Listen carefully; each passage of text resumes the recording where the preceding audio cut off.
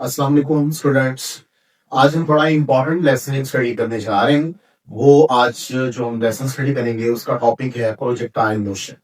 Projectile motion शुरू करने से पहले हम जरा ये देखना चाहेंगे कि मोशन क्या है। मोशन की डिफरेंट टाइप्स हमने स्टडी की।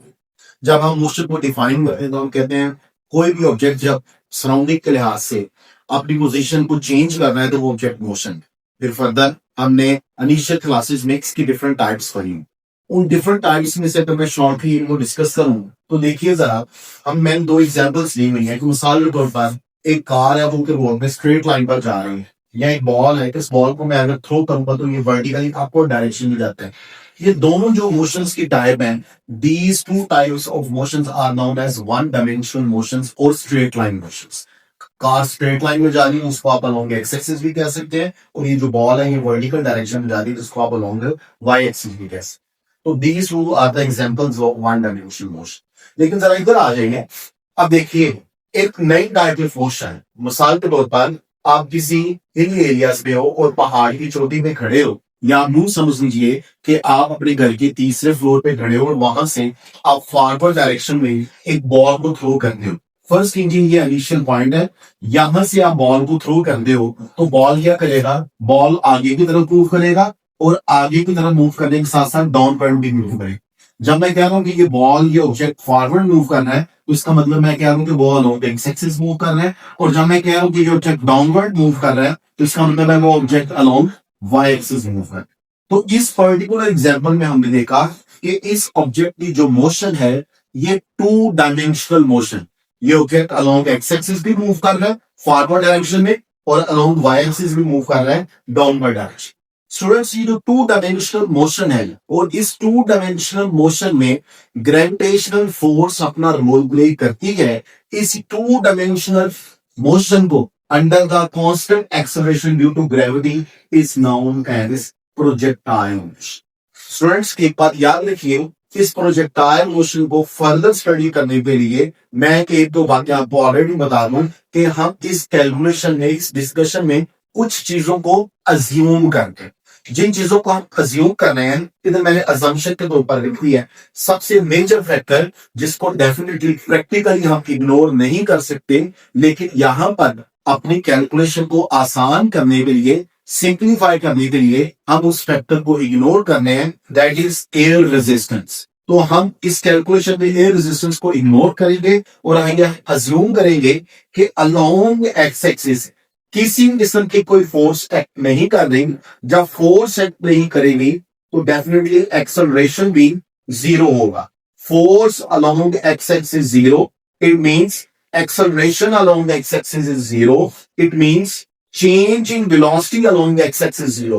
क्योंकि acceleration क्या है? Change in velocity with respect to time. तो जब मैं कह रहा हूं कि acceleration along the x-axis zero है, it means change in velocity along x-axis is equal to zero. और जब किसी चीज में change zero हो तो दूसरे अल्फाज में हम कहेंगे उसकी वैल्यू कांस्टेंट है, उसमें कोई चेंज नहीं आ रहा। लिहाजा मैं कह सकता हूं कि velocity along x axis constant होगी। इसके बाद एक और मेजर फैक्टर जिसको हम इग्नोर कर रहे हैं वो है वेरिएशन ऑफ जी, स्मॉल जी, जिसको ग्रेविटेशनल एक्सेलरेशन भी कहते हैं। और हमें पता है कि इसकी वैल्यू हाइट पे वेरी करने से वेरी करती है, but for the sake of an argument, for time being, हम इस फैक्टर को भी इग्नोर कर रहे हैं और जी की वैल्यू को हम कांस्टेंट ले रहे हैं, विच इज 9.8 मीटर पर सेकंड स्क्वायर। स्टूडेंट, तीसरा फैक्टर जो हम इग्नोर कर रहे हैं वो है हमारी अर्थ का स्पिन करना। हमारी अर्थ स्पिन कर रही है और अर्थ की जो स्पिन की वेलोसिटी है वो है ऑलमोस्ट 465 मीटर पर सेकंड, और अगर किलोमीटर पर आवर में लोगे तो 1674.4 kilometre per hour. Students, missiles तक लॉन्च किए जाते हैं, लॉन्ग रेंज बैलिस्टिक मिसाइल्स या आईसीबीएम, जिनको इंटरकॉन्टिनेंटल बैलिस्टिक मिसाइल्स कहते हैं। जब इनको लॉन्च किया जाता है तो इसमें अर्थ स्पिन, एयर रेजिस्टेंस और जी की वैल्यू में जो वेरिएशन है ये तीनों मेजर रोल प्ले करते हैं। बट फॉर टाइमिंग हमने यहाँ पर ये अज्यूम किया है कि हमने इन वैल्यूज को, जी को कांस्टेंट किया है, एयर रेजिस्टेंस को इग्नोर किया है, और अर्थ की जो स्पिन है उसको भी हमने इग्नोर किया है। ये चीजें इग्नोर करते हुए ये प्रोजेक्टाइल कितना distance along x axis cover करेगा उसको हम हॉरिजॉन्टल डिस्टेंस कहेंगे, और कितना अलोंग वाई एक्सिस कवर करेगा उसको हम वर्टिकल डिस्टेंस देंगे। अब हम ये हॉरिजॉन्टल डिस्टेंस और वर्टिकल डिस्टेंस को कैलकुलेट करेंगे। स्टूडेंट्स, हॉरिजॉन्टल डिस्टेंस कैलकुलेट करने के लिए मैं सेकंड इक्वेशन ऑफ मोशन को यूज करूंगा, which is s is equal to we i d plus half a d square. चूंकि हम हॉरिजॉन्टल डिस्टेंस ले रहे हैं, लिहाजा देखिए एस को मैंने एक्स में कन्वर्ट कर लिया, which is horizontal distance. Velocity, initial velocity V I, इसका भी देखिए मैंने हॉरिजॉन्टल कंपोनेंट ले लिया। एक्सेलरेशन का भी गौर कीजिए, मैंने हॉरिजॉन्टल कंपोनेंट ले लिया और t square as it is, x as it is, vi x as it is, t as it is, plus 1/2 ax। और कीजिए, इधर हमने कहा था ax की वैल्यू 0 है, लिहाजा यहाँ पर ax को मैंने 0 कर दिया। ये t स्क्वायर है, 0 multiply by anything will be 0, तो x is equal to vix multiply by t। Students, ये हमारे पास हॉरिजॉन्टल डिस्टेंस कैलकुलेट करने का फार्मूला आ गया। इसी तरीके से हम वर्टिकल डिस्टेंस भी कैलकुलेट करेंगे। वर्टिकल डिस्टेंस कैलकुलेट करने के लिए once again we will use second equation of motion, s is equal to we i d plus half a d square. Students, जैसे यहाँ पर s को हमने हॉरिजॉन्टल डिस्टेंस x में कन्वर्ट किया है, इसी तरह यहाँ पर s को हम वर्टिकल डिस्टेंस y में कन्वर्ट करेंगे। जैसे यहाँ पर हॉरिजॉन्टल वेलोसिटी आ गई थी, यहाँ पर वर्टिकल वेलोसिटी आएगी, और इसी तरह यहाँ पर वर्टिकल एक्सेलरेशन भी आएगी। अब यहां पर आएगी y is equal to very important point, ये आपके पास इनिशियल वेलोसिटी है। अब गौर कीजिए, ये मेरा इनिशियल पॉइंट है। इस इनिशियल पॉइंट पर जो मैंने बॉडी को, इस बॉल को थ्रो किया, वो अलोंग एक्स एक्सिस थ्रो किया। इसका मतलब है इस इनिशियल पॉइंट पर जो वर्टिकल वेलोसिटी है उसकी वैल्यू 0 होगी, क्योंकि मैं उसको थ्रो ही अलोंग एक्स एक्सिस कर रहा हूं। तो इस इनिशियल पॉइंट पर वर्टिकल कंपोनेंट की वैल्यू 0 है। ये चीज यूज करते हुए मैं कहूंगा वर्टिकल कंपोनेंट जो है इनिशियल वेलोसिटी का वो 0 हो गया, और ये बॉडी नीचे मूव कर रहा है, नीचे आ रहा है। नीचे क्यों आ रहा है? क्योंकि डाउनवर्ड डायरेक्शन में इस पर एक फोर्स लग रही है। इस फोर्स को हम बोलते हैं फोर्स ऑफ ग्रेविटी। तो फोर्स ऑफ ग्रेविटी जो कि उसको डाउनवर्ड मूव करवाएगी, लिहाजा लगने वाली force along y axis that is force of gravity, तो पैदा होने वाला acceleration along y axis that is gravitational acceleration. यही वजह है कि ए वाई को मैंने जी में कन्वर्ट कर दिया, तो ये रिलेशन आ गया y is equal to 1/2 G T square. तो इस तरीके से x is equal to we I x multiply करती and y is equal to 1/2 G T square. ये दोनों इक्वेशंस यूज करके आप इस प्रोजेक्टाइल का हॉरिजॉन्टल डिस्टेंस भी कैलकुलेट कर सकते हैं और इस प्रोजेक्टाइल का वर्टिकल डिस्टेंस भी कैलकुलेट कर सकते हैं। स्टूडेंट्स, केस 2 पर आएगा, क्या लाजमी है कि मैं हमेशा प्रोजेक्टाइल को हम किसी हाइट से ही लॉन्च करेंगे? नहीं, बिल्कुल भी ये जरूरी नहीं है।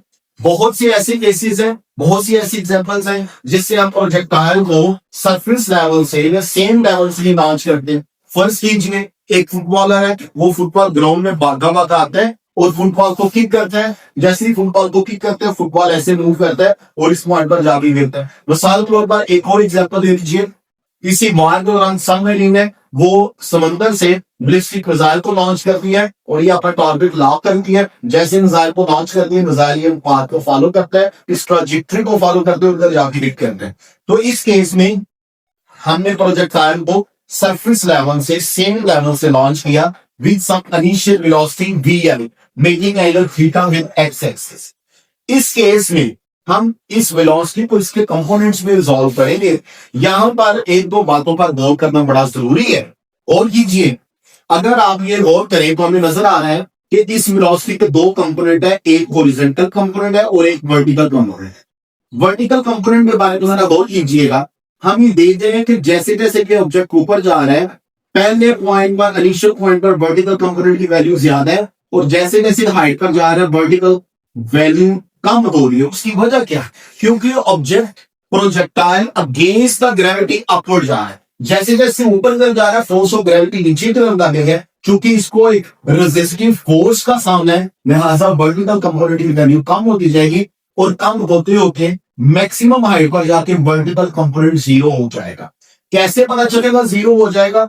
इस ऑब्जेक्ट का जब मैक्सिमम हाइट पर आ रहा है, इसका मैक्सिमम हाइट पे आने के बाद मजीद ऊपर ना जाना, इस बात की दलील है कि वर्टिकल कंपोनेंट 0 हो गया। क्योंकि जो कंपोनेंट को अपवर्ड लेकर जा रहा है वो वर्टिकल कंपोनेंट है। क्योंकि इस पॉइंट पर ये फर्दर अपवर्ड नहीं जा रहा, लिहाजा हम ये कंसीडर करेंगे कि वर्टिकल कंपोनेंट क्या हो गया, जीरो हो गया। इसके बाद वो साथ ही डाउनवर्ड मूव करना शुरू करेगा, once again vertical component generate होगा, और जैसे जैसे वो अर्थ के करीब आएगा उसकी वैल्यू, उसकी जो स्पीड है वर्टिकल कंपोनेंट की वो बढ़ेगी। उसकी रीजन क्या है, क्योंकि मुझे पता है फोर्स ऑफ ग्रेविटी डिस्टेंस के स्क्वायर के इनवर्स है। जैसे जैसे वो अर्थ के करीब आएगा डिस्टेंस कम होगा, स्क्वायर के साथ फोर्स ऑफ ग्रेविटी बढ़ेगी, उसमें एक्सेलरेशन ज्यादा पैदा होगा। लिहाजा गौर कीजिए, वर्टिकल वैल्यू वेलोसिटी की यहाँ पर शुरू में मैक्सिमम है, फिर कम होते होते मैक्सिमम हाइट पर जाके जीरो हो गई, फिर जैसे मैक्सिमम हाइट से आगे आएगा फिर वेलोसिटी बढ़ेगी, फिर बढ़ते बढ़ते बढ़ते फिर इस पॉइंट पर आगे मैक्सिमम हो जाएगी। तो आप गौर कीजिए, वर्टिकल कंपोनेंट की वैल्यू वेरी कर रही है, लेकिन horizontal component through out same, horizontal component of velocity remains constant. उसकी रीजन क्या है, क्योंकि हमने कहा कि along x axis acceleration zero है, लिहाजा चेंज इन वेलोसिटी जीरो है। क्योंकि along x axis velocity constant है, तो लिहाजा हम कहेंगे through out the journey x axis के अलोंग वेलोसिटी कांस्टेंट रहेगी, लेकिन वाई एक्सिस के अलोंग वेलोसिटी वैल्यू वेरी करेगी, और मैक्सिमम हाइट पर जाके वाई एक्सिस के अलोंग वेलोसिटी जीरो हो जाएगी। एमसीक्यू आ सकता है कि overall projectile motion two dimensional motion है except at maximum height. Maximum height पर जाके ये वन डायमेंशनल हो जाती है, क्योंकि मैक्सिमम हाइट पर वर्टिकल कंपोनेंट जीरो हो जाता है, लेकिन हॉरिजॉन्टल कंपोनेंट अभी भी एग्जिस्ट कर रहा है। आगे चलिए, मैं भी क्या कहता हूं, हम इस वेलोसिटी में, ये जो इनिशियल वेलोसिटी है, इसकी नाम दोनों कंपोनेंट फाइंड करते हैं, हॉरिजॉन्टल कंपोनेंट भी फाइंड करते हैं और वर्टिकल कंपोनेंट भी फाइंड करते हैं। Horizontal component of velocity find करने के लिए हमने कहा कि along x axis velocity acceleration की वैल्यू जीरो है। जब एक्सेलरेशन जीरो है तो मैं कहूंगा change in velocity along x axis zero है, तो चेंज इन वेलोसिटी क्या होता है, final velocity minus initial velocity along x axis v f x minus v i x is equal to zero. तो वीआईएक्स इधर माइनस में, उधर जाके प्लस में हो जाएगा, v f x is equal to v i. और हमें पता है, हमने पढ़ा हुआ है कि अगर किसी वेक्टर के साथ एक्स कंपोनेंट हो तो उसके साथ कॉस थीटा आता है, लिहाजा v f x is equal to v i cos theta. यहाँ पर जो बात याद रखने वाली वो ये है एमसीक्यू पॉइंट ऑफ व्यू से, कि अगर हमने एक प्रोजेक्टाइल को लॉन्च किया है तो अलोंग एक्स एक्सिस जो भी उसकी वेलोसिटी की वैल्यू थी इनिशियल पॉइंट पर, throughout the whole journey final point पर along x axis velocity constant रहेगी, उसके अंदर कोई वेरिएशन नहीं आएगी। हमने horizontal component of velocity calculate कर दिया, अब हम vertical component of velocity calculate करें। Students, vertical component of velocity calculate करने के लिए भी हम as usual first equation of motion use करेंगे, vf is equal to vi plus 8। चूंकि वर्टिकल कंपोनेंट है तो vf के साथ y आ गया, vi के साथ भी y आ गया, a के साथ भी y आ गया और t आ। vf y as it is vi y को y कंपोनेंट मेरा साइन थीटा आएगा प्लस ky। मुझे पता है, हमने जैसे पढ़ा कि फोर्स ऑफ ग्रेविटी इस प्रोजेक्टाइल पर लग रही है, और प्रोजेक्टाइल पर लगने में जो फोर्स ऑफ ग्रेविटी है वो अलोंग वाई एक्सिस है, तो लिहाजा ए वाई की जगह आ गया जी आ गया। जी के साथ नेगेटिव साइन क्यों आया, नेगेटिव साइन हम इसलिए यूज कर रहे हैं क्योंकि इनिशियल जो हमारा प्रोजेक्टाइल की मोशन है वो है against the gravity upward direction में, लिहाजा हम नेगेटिव साइन लगाएंगे, तो ए वाई की जगह minus G A two T आ गया, प्लस माइनस माइनस, तो B F Y is equal to we I sine theta minus T. ये वेलोसिटी का वर्टिकल कंपोनेंट आ गया। हमने इनिशियल वेलोसिटी का हॉरिजॉन्टल कंपोनेंट फाइंड किया है। हमने पिछले लेक्चर्स में देखा है कि अगर किसी भी वेक्टर के दोनों कंपोनेंट्स गिवन हो, हॉरिजॉन्टल कंपोनेंट भी गिवन हो और वर्टिकल कंपोनेंट भी गिवन हो, तो हम उसका मैग्नीट्यूड फाइंड कर सकते हैं इसी फार्मूले से। अब हम उस वेलोसिटी का मैग्नीट्यूड फाइंड करेंगे, इसके हॉरिजॉन्टल कंपोनेंट का स्क्वायर लेंगे प्लस इसके वर्टिकल कंपोनेंट का स्क्वायर लेंगे और उसका स्क्वायर रूट ले लेंगे, तो हमारे पास मैग्नीट्यूड आ जाए। इस तरह स्टूडेंट्स अगर हमें डायरेक्शन फाइंड करनी है तो डायरेक्शन फाइंड करने के लिए मैं trigonometric function tangent theta use करूंगा, व्हिच इज इक्वल टू वीएफवाई और वीआई है। वीएफवाई और वीएफएक्स क्यों लिया, क्योंकि देखिए ये इनिशियल वेलोसिटी, इस इनिशियल वेलोसिटी को मैंने इसके कंपोनेंट्स में डिसॉल्व किया। थीटा के सामने वाला परपेंडिकुलर है, वी साइन थीटा, जिस पर एंगल बना वो बेस है, ये बी कॉस थीटा हो गया। और आपको पता है ये परपेंडिकुलर और बेस होता है, लिहाजा परपेंडिकुलर कंपोनेंट ऊपर आएगा और जो बेस वाला कंपोनेंट आपको नीचे आएगा। तो theta is equal to tangent inverse of VFY over VFX. तो मेरे पास एंगल की मदद से डायरेक्शन आ गई, ये मैग्नीट्यूड आ गया, मैग्नीट्यूड भी आ गया, डायरेक्शन भी आ गई, लिहाजा मेरे पास वेलोसिटी मीन वेक्टर क्वांटिटी कमल तौर पर आ गई, उसका मैग्नीट्यूड भी है और मैग्नीट्यूड के साथ साथ डायरेक्शन भी है। अब तीन और इंपॉर्टेंट वेक्टर्स हैं जो हमें प्रोजेक्टाइल मोशन को स्टडी करने होते हैं, one is known as height of the projectile. जब मैं उस प्रोजेक्टाइल को ओ पॉइंट से लॉन्च कर रहा हूँ और ये टारगेट बी पॉइंट पर जाके हिट कर रहा है, तो इस दौरान ये किसी भी एक पर्टिकुलर मोमेंट पे पॉइंट ए पर आएगा और पॉइंट ए इसका मैक्सिमम हाइट पर डिस्टेंस हो। अब ये मैक्सिमम हाइट कैसे कैलकुलेट करनी है? मैक्सिमम हाइट कैलकुलेट करने के लिए third equation of motion use करेंगे। 2as equal to vf square minus va square, 2 as it is against the directly once again minus g, s की जगह h आ गया। vf चूंकि मैक्सिमम वर्टिकल डिस्टेंस है तो वर्टिकल है तो vf y का स्क्वायर माइनस vi y का स्क्वायर। अब चूंकि बॉडी को यहां पर लॉन्च किया और हमने देखा कि मैक्सिमम हाइट पर जाके वर्टिकल कंपोनेंट जीरो हो जाता है, मैक्सिमम हाइट पर जाके वर्टिकल कंपोनेंट जीरो हो जाता है, लिहाजा वर्टिकल कंपोनेंट मैक्सिमम हाइट पर zero minus initial vertical component V I sine theta, sine theta Y component की वजह से माइनस 2gh, ये minus V X square sine square theta minus minus से कट गया, 2g मल्टीप्लाई हो रहेगा कि डिवाइड हो जाएगा, तो h is equal to we i square sine square theta over 2g। ये आपके पास हाइट ऑफ प्रोजेक्टाइल का फॉर्मूला है। इसके बाद टाइम ऑफ फ्लाइट है जी, वो टाइम जिसमें प्रोजेक्टाइल एयर में रहता है वो उसका टाइम ऑफ फ्लाइट कहलाता है। Students once again we use second equation of motion, s is equal to we i t plus half m square. s को मैंने एज वर्टिकल हाइट में कन्वर्ट किया, वी आई के साथ वर्टिकल कंपोनेंट और acceleration के साथ भी वर्टिकल कंपोनेंट। स्टूडेंट्स यहाँ पर एक बड़ा इंपॉर्टेंट कॉन्सेप्ट है, पूरी कैलकुलेशन में हम अपनी अर्थ को फ्लैट कंसिडर कर रहे हैं, स्फेरिकल शेप कंसिडर नहीं कर रहे हैं, हम अर्थ को लेवल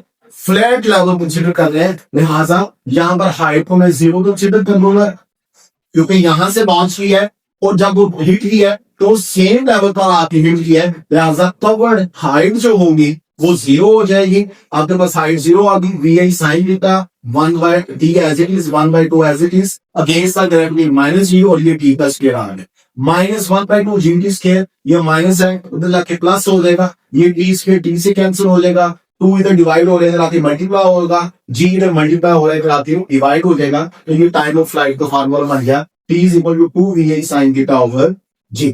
इसके बाद आ जाते हैं जी रेंज ऑफ प्रोजेक्टाइल, जैसे हाइट मैक्सिमम वर्टिकल डिस्टेंस है, रेंज मैक्सिमम हॉरिजॉन्टल डिस्टेंस, तो s is equal to v multiply by t मैं इक्वेशन यूज करूंगा, s को मैं हॉरिजॉन्टल डिस्टेंस रेंज में कन्वर्ट कर लूंगा, चूंकि हॉरिजॉन्टल डिस्टेंस है तो x आएगा, टाइम एज इट इज आ गया। अब चूंकि x आया तो x कंपोनेंट के साथ cos थीटा आता है, और ये वो टाइम है जिस टाइम में प्रोजेक्टाइल एयर में रहता है, तो मैं इधर टाइम ऑफ फ्लाइट का फार्मूला यूज करूंगा, v i cos theta multiply by 2vi sin theta over g। Students और कीजिए, ये vi से मल्टीप्लाई होगा, यू हैव vi स्क्वायर, ये 2 cos थीटा और sin थीटा इसको मैंने ब्रैकेट में लिखा, मैथमेटिकल एक फार्मूला है, डबल एंगल आइडेंटिटीज में ये फार्मूला यूज होता है, sin root theta is equal to 2 sin theta into cos theta, 2 sin theta into cos theta को मैं sin 2 थीटा में कन्वर्ट कर दूंगा, तो रेंज का फार्मूला आएगा vi square over g sin 2 theta. Students से मेरे पास हाइट का फार्मूला आ गया, टाइम ऑफ फ्लाइट का फार्मूला आ गया, रेंज का फार्मूला आ गया। हम अगले लेक्चर में इनके रेलिवेंट इंपॉर्टेंट एमसीक्यूज और important relations between range, time of flight और हाइट ऑफ प्रोजेक्टाइल डिस्कस करेंगे। Thank you so much.